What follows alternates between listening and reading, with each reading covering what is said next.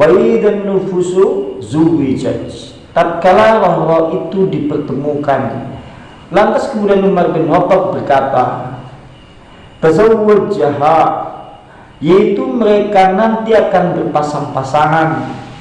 Antu alifa, akan dihimpun dan dikumpulkan setiap golongan, yaitu menuju dengan golongan yang lainnya, yang dimana mereka itu adalah semisal dari sisi amalan-amalan yang mereka lakukan, sama seperti penafsiran yang di atas. Mereka nanti akan dikelompokkan sesuai dengan amalan-amalan soleh yang mereka lakukan.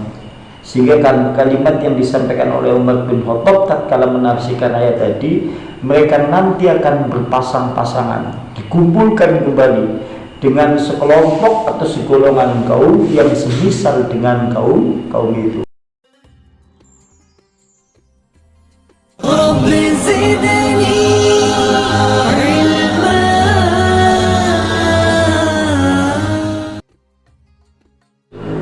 Setelah berkata seperti itu Rasulullah, yaitu teman-teman sejawat atau teman-teman dekat, kullu rajulin ma'a kulli qaumin kanu ya'maluna amalah, yaitu setiap laki-laki nanti akan bersama-sama tiap-tiap kaum yang dimana amalan-amalan mereka mengamalkan dengan amalan yang sama.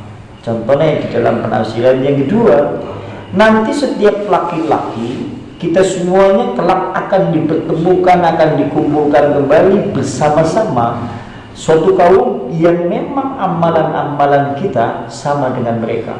Nanti kelak akan dipertemukan kembali. Sampean kepengen ketemu kumpul Nabi Abu Bakar As-Siddiq, lihat sejarahnya, kemudian ikuti apa yang menjadi perbuatannya sampai esok ketemu Nabi Abu Bakar As-Siddiq.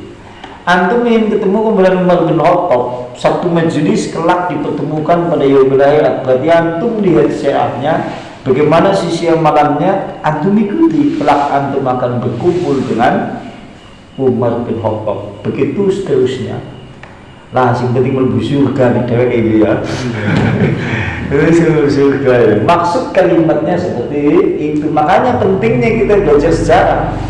Karena kita tahu sih bagaimana amalan-amalan seorang Abu Bakar As-Siddiq, Umar bin Khattab, sahabat-sahabat Nabi sampai Rasulullah itu sendiri. Berarti ini juga menunjukkan kalau antum ingin berkumpul duduk satu majelis bersama Rasulullah di dalam surga, panjenengan yang paling banyak mengikuti sunnah-sunnah Rasulullah dan sisi akidahnya sama. Oh, berarti sampai kelak akan duduk bersama Nabi berdasarkan penjelasan yang diriwayatkan dari Ibnu Abi Hatim. Wadhalika, oleh karena itulah bi'annallaha azza wa jalla yaqulu, oleh karena itulah Allah Subhanahu wa taala berfirman, wa kuntum aswajan salasah wa ashabul maimanah ma ashabul maimanah wa ashabul mas'amah ma ashabul mas'amah was-sabiquna sabiqun. Surat Al-Waqiah ayat 8 sampai ayat 10. Kadang kalian semuanya itu menjadi golongan kanan. Golongan kanan, apakah tahu apa yang dimaksud dengan golongan kanan? Maksudnya adalah golongan surga. Artinya nanti penduduk surga, nanti ada kemudian mereka itu berkumpul dengan yang sejenis dengan mereka, sehingga tingkatan-tingkatan. Nanti kita di surga kan tingkatan-tingkatan. Ada tingkat pertama, tingkat kedua, surga yang paling tinggi, dan seterusnya. Nanti sesuai dengan amalan yang dilakukan oleh penduduk surga. Berarti ngesuk boleh jadi nek sama-sama kita masuk surga, terus ana surga di sing paling dhuwur, oh dia amalannya masya Allah. Kita nih ketemu ya nang kene ya, oh jebule nang surga sing paling dhuwur. Oh berarti dia memang amalannya masya Allah. Dan itu Allah berkata, yaitu hum ad-duba'u, golongan-golongan yang dimaksud adalah mereka akan dikumpulkan dengan kawan-kawan sejawat sesuai dengan amalan-amalan yang mereka lakukan. Berarti sama penafsirannya dari penafsiran yang di atas. Dan menurut yang lain, menurut riwayat Ibnu Abi Hatim dari jalur yang lain, dari Sama bin Harb, dari Nu'man bin Basir, dari Umar bin Khattab, sungguhnya Umar bin Khattab pernah berkhutbah untuk manusia. Faqara'a, dan dia Umar bin Khattab kemudian yaitu membaca firman Allah, wa idzan nufusu zuwijat, tatkala roh-roh itu dipertemukan. Lantas kemudian Umar bin Khattab berkata, tazawwajha, yaitu mereka nanti akan berpasang-pasangan, antu alifa, akan dihimpun dan dikumpulkan setiap golongan, yaitu menuju dengan golongan yang lainnya, yang dimana mereka itu adalah semisal dari sisi amalan-amalan yang mereka lakukan. Sama seperti penafsiran yang di atas, mereka nanti akan dikelompokkan sesuai dengan amalan-amalan soleh yang mereka lakukan. Sehingga kalimat yang disampaikan oleh Umar bin Khattab tatkala menafsirkan ayat tadi, mereka nanti akan berpasang-pasangan, dikumpulkan kembali dengan sekelompok atau segolongan kaum yang semisal dengan kaum itu. Makanya kita tidak boleh tatkala kemudian ada hadis Nabi yang menyebutkan man tashabbaha biqaum wa huwa minhum, barang siapa menyerupai suatu kaum maka termasuk golongan mereka. Karena boleh jadi mungkin dia muslim, tapi karena kemudian tabiat, perilaku dan cara hidup mereka itu seperti orang Yahudi dan Nasrani, sehingga kelak mereka akan dikumpulkan dengan orang Yahudi ataupun Nasrani. Naudzubillah summa naudzubillah. Sampai-sampai Rasulullah kan dalam risalah Islam pasti akan menyelisih apa yang menjadi kebiasaan orang Yahudi dan Nasrani sampai bentuk amalia ibadah. Contohnya adalah puasa bulan Muharram yang kemarin. Maunya puasa tanggal 10, gandeng wong Yahudi dia juga puasa tanggal 10. Rasulullah ngomong ngesuk berarti dewek puasa tanggal 9, men beda nih kami wong Yahudi kami wong Nasrani. Sampai seperti itu karena mengedisi supaya tidak serupa sejenis dengan mereka.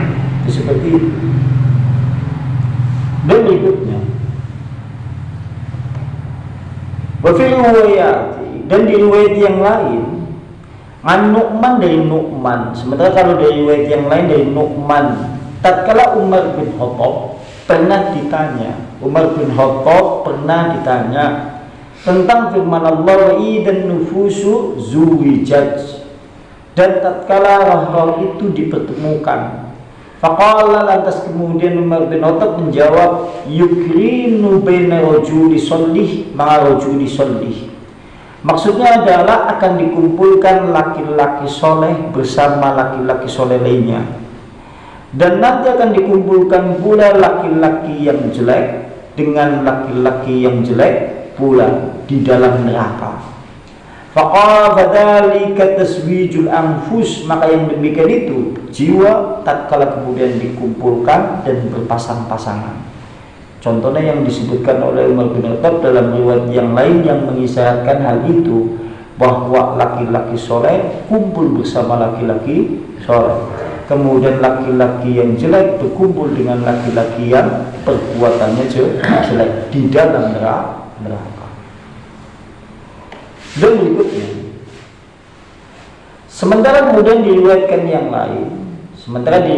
lain, yaitu riwayatnya sama dari Nu'man, yaitu terkait masalah Umar bin Khattab pernah berkata kepada manusia tentang firman Allah ayat itu, wa idzan nufusu zuwijat, tatkala jiwa-jiwa roh-roh itu dipertemukan. Lantas kemudian fasakatu, kemudian mereka diam nangkene, maksudnya menetap bersama-sama, maksudnya seperti itu. Kemudian Umar bin Khattab berkata, walakinna huwa ar-rajulu yuzawwiju nadirahu min ahlil jannah. Nanti laki-laki akan diperistrikan dengan perempuan yang sepadan dari ahli surga sesuai dengan amal soleh mereka. Ini kalau menurut penafsiran yang lain dari jalur Nu'man bin Basir, bahwasanya Umar bin Khattab tatkala menafsirkan ayat ini, bahwa laki-laki kelak akan dipasangkan dengan perempuan ahli surga yang sepadan dengan amal soleh. Ini juga menunjukkan pula, ini sekaligus menunjukkan tatkala kemudian ada kepala keluarga dengan istri dan anak-anaknya memungkinkan berpisah jika kemudian amalan-amalan mereka tidak sama. Kan memungkinkan suatu saat suami, istri, anak-anak memungkinkan kelak pada hari akhirat jelas berpisah jika amalan mereka tidak sepadan. Ramane soleh, anaknya soleh, ya bakal kumpul. Anaknya soleh, rama biungnya soleh, ya bakal kumpul. Bekayunya soleh, adine soleh, tapi kemudian bapaknya, ibunya soleh, ya bakal kumpul. Itu maksudnya.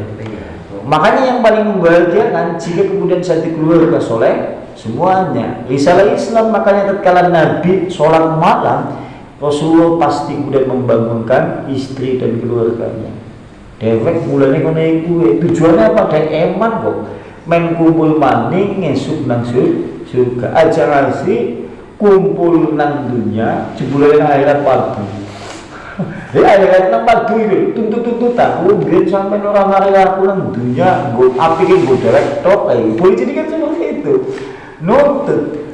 Men padu nang dunia enggak apa-apa, nek padu nang akhirat kepriwe juga tuntut-tuntutan. Karena kita adalah kepala keluarga. Makanya kan ada hadis Nabi. Ada hadis Nabi yang menyebutkan bahwa sitatun hari ada 6 perkara yang merupakan suatu yang aneh jika ditempatkan pada suatu yang aneh. Di antaranya adalah rajulun sholihun, laki-laki yang soleh, tapi kemudian dia memiliki istri fajirah. Yaitu laki-laki soleh tapi memiliki istri yang fajir. Ini kan aneh dan menurut antum.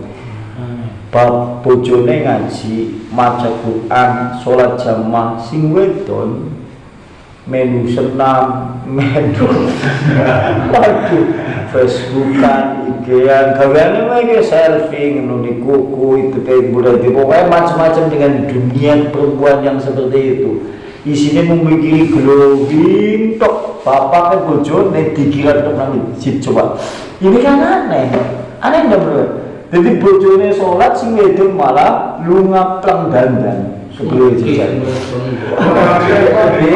Kan aneh gitu, aneh ya, aneh. Atau adalah yaitu al-imra'atu sholihah, atau perempuan yang solehah ngindar rajulil fajir, tapi kemudian dia memiliki suami yang fajir. Ini aneh mani. Wong wedon soleha, tapi kemudian laki-laki nefa fajir. Perempuannya masya Allah tertutup rapat menggunakan baju yang syar'i. Dia ahli membaca Quran, ahli sholat sunnah, ahli sholat wajib di rumahnya. Tapi suaminya esok nenggak anggur 500 awan bumi selas Bali mabok ngamuk duitnya bojone dikuleti gue main gipiu. Coba aneh lah, aneh, tapi aneh lah, ada berarti ada kesalahan di masa yang dulu, anak kesalahan mesti, karena anak konteks hadis Nabi, laki-laki yang soleh akan mendapatkan perempuan yang soleh. Kemudian laki-laki penzina akan mendapatkan wanita penzina. Allah bakal mulai bodi. Dapat dia mulai bojo ya memang posisi dapat lagi itu biar naik kalanya seperti itu. Makanya berbahagia dari zaman dulu Anda itu menjadi orang soleh kemudian memiliki istri soleh. Masya Allah. Kan ya aku main bojo lah.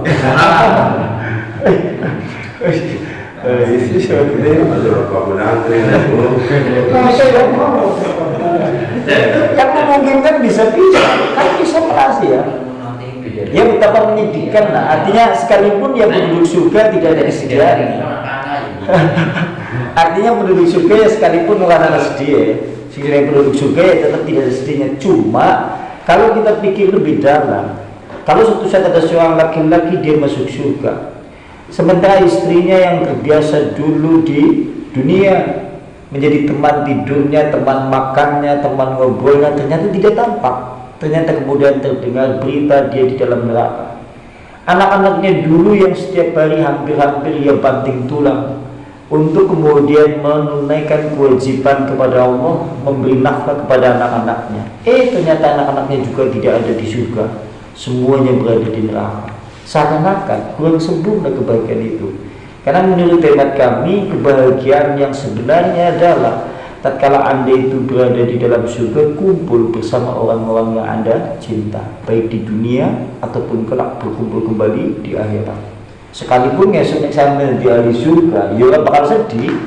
Orang bakal sedih sekalipun bujune sampean nang sampean orang nang surga. Orang bakal sedih karena nang surga ana sedih ya. Sampean wis dijoli bidadari sing ayu-ayu glowing-glowing.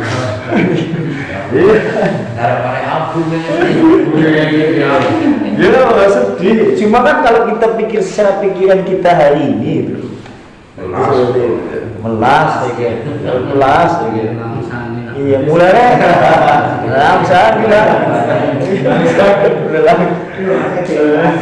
langsung abu bahasa kan dengan marah.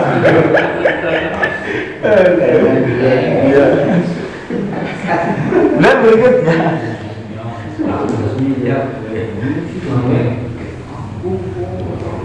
dan berikutnya